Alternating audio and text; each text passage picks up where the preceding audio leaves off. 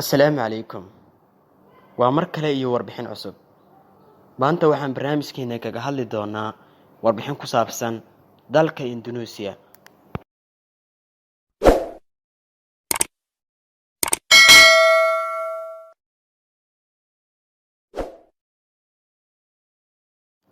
Waddanka afraad ee ugu dadka badan dunida. Dal ay ku nool yihiin muslimiinta ugu badan caalamka. Indonesia waa dal dhaca koonfurta bariga qaaradda Aasiya, sidoo kalena u dhaxeeyo laba badood oo waaweyn, badweynta Hindiya iyo badweynta Baasifiga. Waa dal jasiiradeedka ugu baaxadda weyn dunida, kaasoo ka kooban in ka badan 13,000 oo jasiiradood. Baaxadda dhulka ee waddankani waa 1.9 milyan oo wareeg ah ama kiiloomitir, taasoo ka dhigayso dalka 14aad ee ugu baaxadda weyn caalamka. tirada dadka reer Indonesia waxay kor u dhaafaysaa 260 milyan oo qof, taasoo ka dhigtay dalka afraad ee ugu dadka badan guud ahaan dunida iyo kan koobaad ee ugu dadka badan koonfurta bariga Aasiya. dalkani Indonesia wuxuu ka kooban yahay ilaa 34 gobol. caasimadda waddanka waa magaalada Jakarta, sidoo kalena ah magaalada ugu bulshada badan waddankaasi Indonesia. si la mid ah Java waa jasiiradda ugu dadka badan dunida, taasoo ay ku nool yihiin kala bar dadka reer Indonesia. waddankan Indonesia waa kan ay ku nool yihiin muslimiinta ugu badan caalamka, kuwaasoo ka badan 230 milyan oo muslimiin ah. si la mid ah in ka badan 300 oo qowmiyadood ayaa ku nool dalkan Indonesia.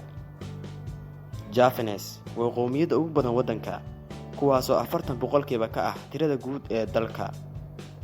sidoo kale waa qowmiyadda afraad ee ugu badan qowmiyadaha haysta diinteena Islaamka. dhanka luqadaha, waddankan Indonesia ayaa ka mid ah wadamada ugu luqadaha badan caalamka. in ka badan 700 oo luqadood ayaa looga hadlaa dalkan Indonesia. Bahasa Indonesia ayaana ah luqadda rasmiga ah ee dalka. Indonesia waa dalka 16aad ee ugu dhaqaalaha badan caalamka, sidoo kalena ah dalka ugu dhaqaalaha badan wadamada muslimiinta. waana dalka kaliya ee muslima ee dhaqaalihiisu gaaray wax ka badan 1 trilyan oo dollar ah. dalka waxaa laga helaa macdano badan sida gold, copper, saliidda iyo kuwo kaloo badan. waxyaabaha uu dibadda u dhoofiyana waxaa ka mid ah bariiska, qumbaha, shidaalka, daawooyinka dhirta ka samaysan iyo kuwo kaloo badan. sidoo kale wadamada ugu badan ee wax u dhoofiyaan waxaa ka mid ah USA, China, India, Malaysia, Singapore iyo wadamo kale oo dhaca qaaraddaas Aasiya. Indonesia waa mid ka mid ah wadamada ku jira ururada waaweyn sida UN-ka, G20, WTO iyo kuwo kala badan oo ka dhisan qaaradda Aasiya. waa dal ka mid ah 16 dal ee ugu ciidanka xoogga dunida, sidoo kalena ah dalka ugu awoodda badan mandiqada koonfurta bariga Aasiya. Indonesia waa mid ka mid ah wadamada farakutiriska ee ka hormarsan wadamadii ay ka soo gumaystay. dalkan Indonesia waxa uu xornimadiisa ka qaatay dalka Netherland ee dhaca qaaradda Yurub.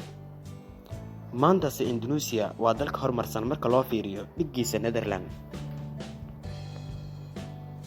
Indonesia dhulkii jasiiradaha.